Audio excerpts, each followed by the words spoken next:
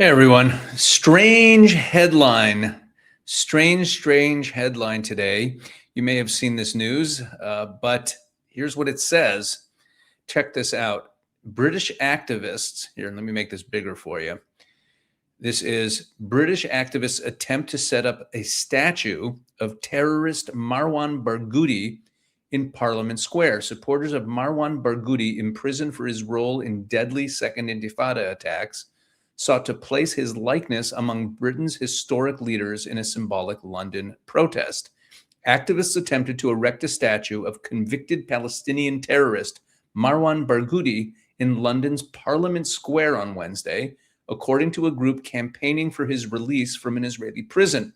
The statue of the former leader of the Al-Aqsa Martyrs Brigades during the Second Intifada, who was convicted on 5 counts of murder for involvement in terrorist attacks, was brought to Parliament Square but was intercepted by police. Officers remained at the site until the Barghouti statue was removed by the activists. The Free Marwan Now campaign said one day a statue of Barghouti would stand in the square alongside other bronze statues of figures such as Oliver Cromwell, Benjamin Disraeli, and Nelson Mandela. Quote, Marwan will take his rightful place alongside other civil rights leaders, the activist campaign said in an Instagram post shared in collaboration with climate activist Greta Thunberg and actors Mark Ruffalo and Liam Cunningham. The campaign denied that Barghouti, who was imprisoned in 2004, had committed the crimes for which he was accused, and compared him to Mandela. Quote, Nelson Mandela was once politically isolated and labeled a terrorist before being recognized as a global symbol of freedom and justice, said the campaign. Marwan Barghouti faces a similar fate. Now, here's a little video, a video short of this event that took place. Take a look at this. This is the activists coming in. They're holding the statue. It's a statue of Barghouti holding his hands up. This is a sort of classic pose of his, holding up the victory sign. That's not a sign of peace in the Middle East. That is a sign for victory. So they're putting it up, and along come the cops and scuttle the whole thing. Yeah, Al Jazeera happily posted that. Okay, so let me talk about this. People pushing for the statue, the people pushing for Barghouti's release from prison, are counting on the fact that you don't really know who he is. Because this way, you know, the Palestinian cause, which is this big cause célèbre of the left, has to have freedom fighters and names associated with it. So who's Barghouti?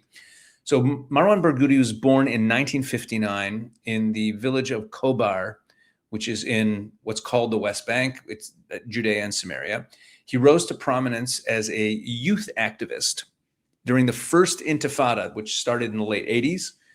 And then in 1996, he was elected to the Palestinian Legislative Council, which was just after Oslo, and they brought in the new Palestinian Authority. He was elected to that council. And at the time, some people thought that he might be some sort of bridge builder, but that didn't last very long because Marwan Barghouti was the head of Tanzim, which is the militant wing of Fatah. Fatah is Yasser Arafat's faction. And the militant wing is Tanzim. And he was the founder of the Al-Aqsa Martyrs Brigades. Think of the name, the Martyrs Brigades. If those names don't ring a bell, let me be specific about what they did. They did suicide bombings, shooting attacks on civilians, right? Blowing up restaurants and buses, mass murder. This was during the Second Intifada from 2000 to about 2005, when over 1,000 Israelis were killed. Israeli security officials called Barghouti the chief of staff of the Intifada. Okay, that's who this guy is. In 2004, Barghouti was convicted by the Tel Aviv District Court of murder and terrorism. 5 counts of murder, 5 people whose deaths were traced directly to him. The court found, and I want you to hear this, that he, quote, instigated and incentivized his men to continue carrying out deadly terrorist attacks, and that he provided planners and perpetrators with funding and weapons. He was sentenced to 5 life sentences plus 40 years. Now, here's something important to understand about this. During the trial, Barghouti refused to mount a defense. He just rejected the jurisdiction of the court entirely. His supporters pointed to this as evidence that the whole thing was political, that he was railroaded. But think about that. If you're innocent and you're on trial for murder, why don't you just show your defense? Barghouti refused. It was a political statement, right? He was acquitted on 33 other murder charges, not because the accusations were unfounded, but because the evidence wasn't sufficient for a conviction under Israeli legal standards, which are very strict, meaning they're very limiting. He was convicted on 5 murder counts. Okay, one of those victims, for example, was Yoel, who was murdered in Jerusalem in 2002. She was a woman with a family. Now, in the article there that I read you, they compare him to Nelson Mandela. Let's talk about that comparison. Mandela and Barghouti. And in the campaign to free Barghouti, they compare him to Mandela all the time as a freedom fighter. 2 freedom fighters, right? 2 political prisoners. The comparison is historically illiterate. I want to explain why. Nelson Mandela was convicted of sabotage, of blowing up infrastructure, power stations, government buildings. He took deliberate precautions to avoid killing people. You can debate the tactics all you want, and you can like Mandela or not like Mandela, and I'm not a fan. But Mandela's program was not directed at murdering civilians. Okay, he was convicted of sabotage of buildings and infrastructure. Barghouti was convicted of directing attacks in which civilians were murdered at restaurants, on streets, normal people going about their lives. These are not the same thing. They're not even close. And more than 200 celebrities, Sting, Paul Simon, Ian McKellen, Benedict Cumberbatch, Margaret Atwood, they've all signed a letter calling for this guy's release, comparing him to Mandela. Now, I want to say this charitably. They don't know what they're talking about. They've been handed a narrative and they're running with it. That's how this works. Now, but here's the thing I want you to understand about this campaign that actually matters. The people trying to put a statue of Marwan Barghouti, like on par with these other, Cromwell and, Winston Churchill, they're making an argument here. And the argument is that Palestinian violence against Israeli civilians is not terrorism. That's really what they're saying.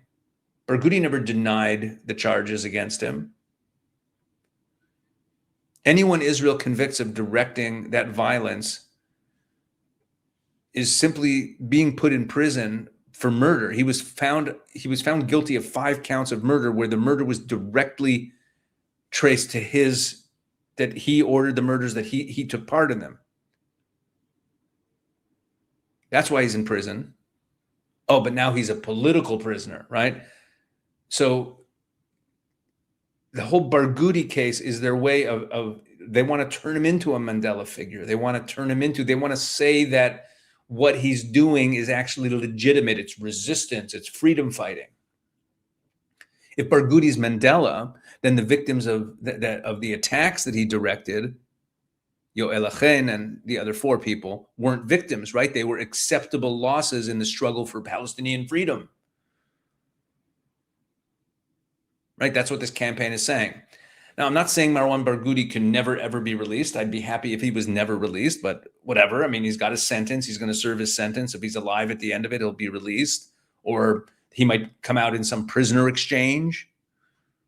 Israel's done prisoner exchanges before. They frequently get asked for Barghouti and they say no. That's a political calculation. I'm not making a judgment on that. But if you call him a freedom fighter and you compare him to Mandela, and you want to put a statue of him in Parliament Square, you're saying something, like these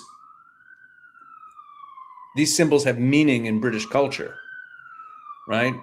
That's erasure of his victims and whitewashing these crimes. And it's a statement that this is what we hold up as a moral, ethical icon. Anyway, kudos to the cops for stopping this. I just thought that this was a strange little story, and this campaign is out there. So I figured it would be worth spending a few minutes just telling you about it. This is a much shorter video than usual, a little bit of a strange headline. That'll be it for me for the week. I hope you have a good weekend, and God bless you. See you all next week.